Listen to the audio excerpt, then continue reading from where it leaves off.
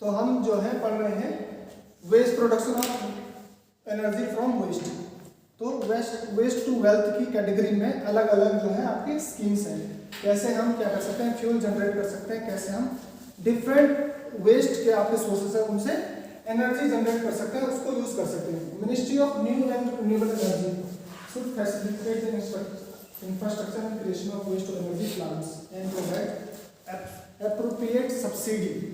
तो ठीक है, गवर्नमेंट देती है इस टाइप की रिन्यूएबल एनर्जी के लिए जो भी आप काम करते हैं उसके लिए गवर्नमेंट का आपका MNRE जिसको कहते हैं वो क्या देता है, सब्सिडी देता है, पैसा देता है। जैसे आप देखेंगे आपका इलेक्ट्रिक व्हीकल के लिए 20% सब्सिडी मिलती है ना। सिमिलरली अल्टरनेटिव एनर्जी सोर्स है ये, आप वेस्ट टू फ्यूल जनरेट करेंगे तो गवर्नमेंट क्या करेगी, पैसा देगी, क्योंकि आप एनवायरनमेंट जो है फ्रेंडली जो आपका एटमॉस्फेयर है वो बनाने में क्या कर रहे हैं, हेल्प कर रहे हैं पब्लिक को या सोसाइटी को, देश को।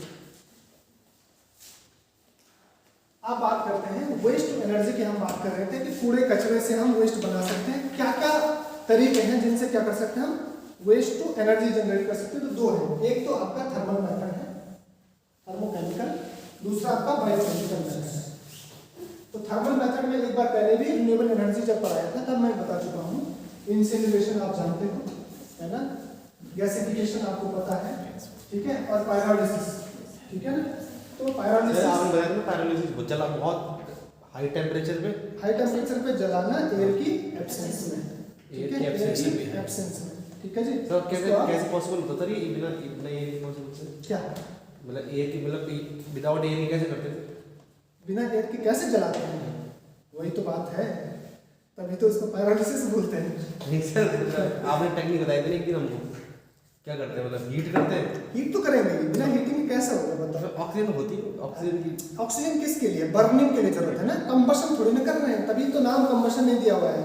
अगर एयर की प्रेजेंस में कोई चीज जलेगी तो उसे कंबशन कहते हैं, एयर की एब्सेंस में जल रही है, टेम्परेचर हाई है, दैट इज पायरोलिसिस, ठीक है जी, ठीक है। और बायोकेमिकल प्रोसेस में आपकी फर्मेंटेशन हो गया और एनारोबिक डाइजेशन हो गया।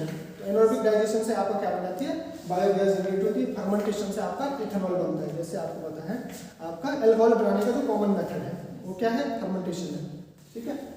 सर जो घर में भी बना सकते हैं अल्कोहल, बिल्कुल घर में भी बना सकते हैं भाई साहब, उसके लिए लाइसेंस लेना पड़ेगा। नहीं सर, मेरा एक दोस्त है उसने घर में बनाई थी सर। हाँ उसने इलीगली बनानी होगी, पर आपको लाइसेंस लेने की जरूरत नहीं, चाहे आप घर में बनाओ चाहे कहीं।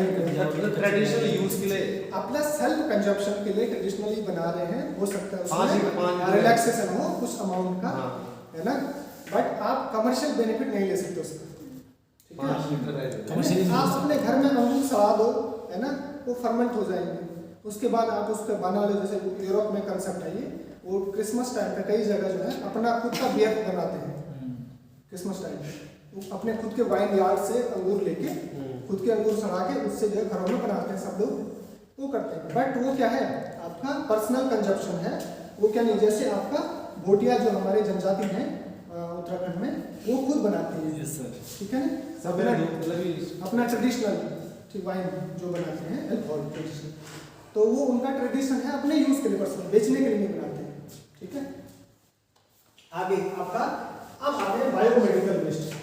बायोमेडिकल वेस्ट केवल वो वेस्ट नहीं है जो आपका हॉस्पिटल से निकलता है। In addition to hospital waste there are other categories of hospital आपका बायोमेडिकल वेस्ट, जैसे रिसर्च लैब में जहां बायोलॉजी का काम हो रहा है वहां से जो वेस्ट जनरेट होता है that is also biomedical waste, ठीक है।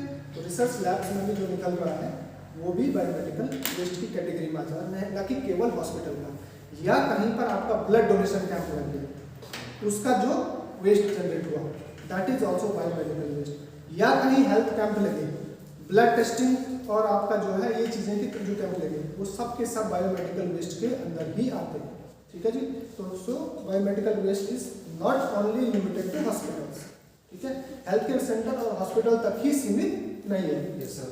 तो इसको सेग्रीगेशन इसका भी बहुत इंपॉर्टेंट होता है। जैसे हम घरों में होते हैं, डोमेस्टिक वेस्ट को हमको 3 कैटेगरी में डालना था, ड्राई में, सॉलिड कैटेगरी में, और आपका थर्ड कैटेगरी कौन सी थी सर, उसमें हजार्डस। डोमेस्टिक को आपको 3 कैटेगरी में, ऐसे ही हॉस्पिटल या बायोमेडिकल वेस्ट जो है उसको आपकी कलर के हिसाब से अलग अलग जो है बैग्स आपने देखा हॉस्पिटल में, कुछ आपको येलो मिलेंगे, कुछ आपको रेड बैग्स मिलेंगे, कुछ आपको ब्लू मिलेंगे, कुछ आपको व्हाइट मिलेंगे। तो ये अलग अलग कैटेगरी शो करती है किसमें कौन सा कूड़ा आप कचरा डालोगे।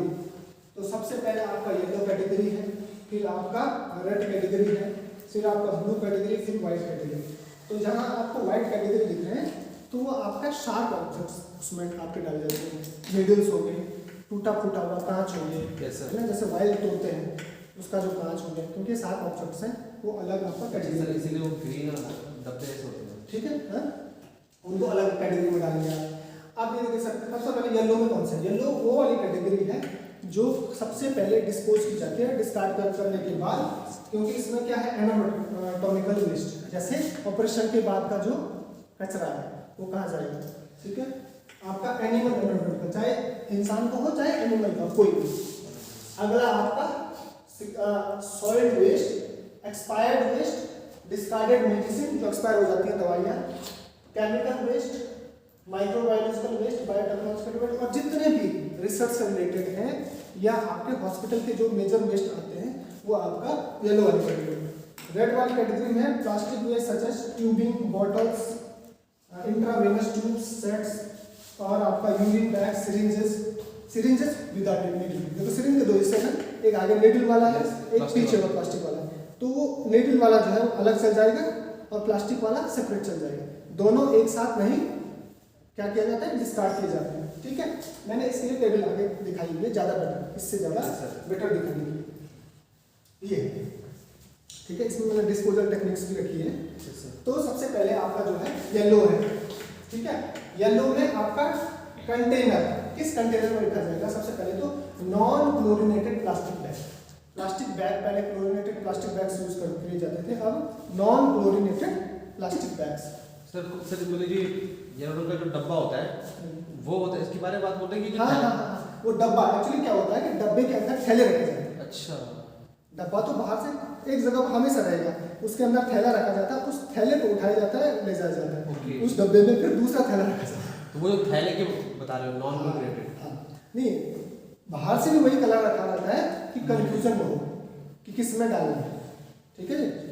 डायरेक्ट ही डालते हैं, मतलब कोई वो वाला ही था इसको थैले के अंदर डालते हैं। हाँ, डायरेक्ट उसमें डालेंगे तो फिर वो डब्बा भी कंटेमिनेट हो जाएगा ना, उसमें तो परमानेंट उस जगह पर रहना है, पूरा तो निकलता जाता है हर दिन सप्लाई, ठीक है जी। Separate collection system, handling, effluent treatment system. अब देखिए टाइप ऑफ वेस्ट क्या क्या यूज कर सकते हैं, human anatomical waste, animal anatomical, soiled waste, expiration of discarded medicine, chemical waste, biomedical, जितने भी आगे लिखे सारे टाइप के। इसका ट्रीटमेंट सिस्टम क्या है, इसका ट्रीटमेंट सिस्टम है इंसिनरेशन और प्लाज्मा पायरोलिसिस ऑफ डीप ड्यूरियम, या तो जमीन के अंदर बहुत नीचे गाड़ दो, या तो जला दो, या तो पायरोलाइज्ड कर दो।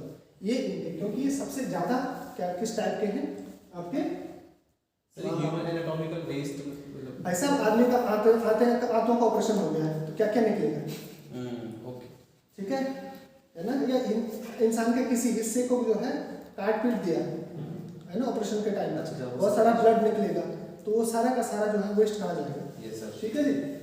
नेक्स्ट है non chlorinated plastic bags container, red के लिए भी वही है, कंटेमिनेटेड वेस्ट, बट कैटेगरी कौन सी, रिसाइक्लिंग। जैसे आपने इंजेक्शन लगाया किसी को, वो प्लास्टिक वाला जो बचा, नीडल आपने साइड कर लिया, वो प्लास्टिक वाला बचा, वो रिसाइकिल हो सकता है, बट पहले उसको क्या करना है, आपने क्या करना है, उसमें जो केमिकल लगा हो उस केमिकल को क्या करना है, डिस्पोज करना है।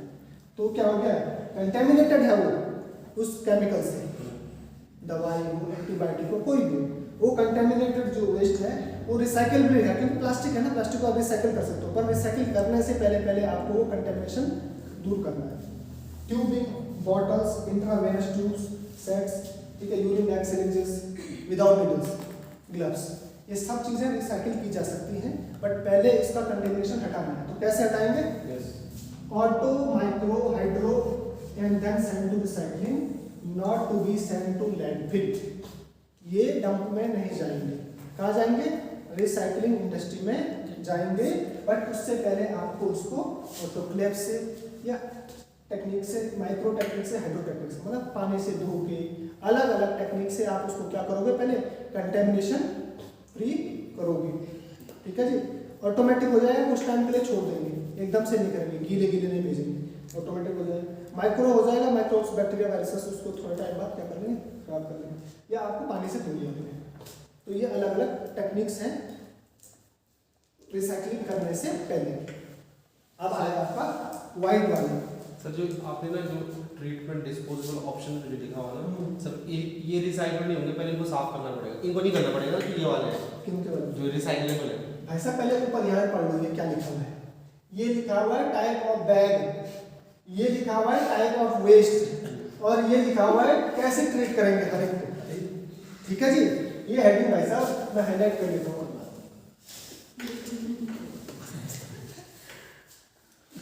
आप समझ आ गया? आप मुझे लगा कुछ किसी और ही दुनिया में थे। जी सर, आजकल नहीं है ना? तो चलो होता है, उम्र ही ऐसी है, क्या कर सकते हैं। आप देखिए भाई साहब, सफेद वाले थैलों में क्या रख सकते हैं, वेस्ट, साफ इंक्लूडिंग मेटल्स, साफ चीजें। ठीक है, आपके जो आपका क्या हुआ ऑपरेशन टाइम पे जो आप यूज करते हैं अलग अलग चीजें, साफ नाइट्स हो गए, वो खराब हो गए तो उसको ऐसे थोड़ा कहीं फेंक लोगे, है ना, वो भी आपका डिस्पोज होंगी। मेटल हो चाहे ग्लास हो जो तीखे, इसको ऑटो या ड्राई हीट करेंगे, स्टरलाइज करेंगे। देखो आप सिरिंज को स्टरलाइज करते हैं फेंकने से पहले, पुराने टाइम में तो वही सिरिंज दोबारा यूज की जाती थी स्टरलाइज करने के बाद, गर्म पानी में बॉईल कर लेते थे, उसके बाद यूज कर लेते थे। आजकल तो डिस्पोजेबल सिरिंजेस हो गई है, पर पहले क्या होती थी, ग्लास सिरिंजेस होती थी, तो ग्लास सिरिंजेस को